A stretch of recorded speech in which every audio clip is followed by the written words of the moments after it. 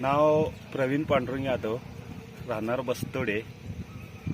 आज सकाळी फिरायला गेल्यानंतर सकाळी 6 वाजता बस्तोडेच्या पुलाच्या पलीकडे अनूरच्या बाजूस फिरायला गेल्यानंतर एक पाण्यामध्ये 200 ते 300 मीटर एक ट्रक असा म्हणजे ट्रक दिसत होता.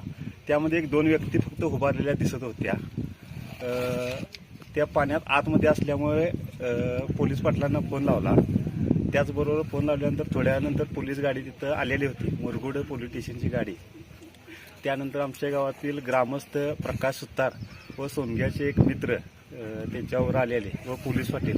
आम्ही पाण्यामध्ये जाऊन त्यांना दोरीच्या साहाय्याने बाहेर काढलं आणि सुरक्षित बाहेर आणून हे केलं. तिथनं पुढे ते जरा रात्री पावसात असल्यामुळे पाण्यामध्ये भ्यालेले होते. त्यामुळे पोलीस स्टेशननं त्यांना मुरगुड रुग्णालयात हे नेलं. म्हणजे त्यासनी किरकोळ ताप हे म्हणजे भ्यालेले होते. गाडी काढलेली आहे काय?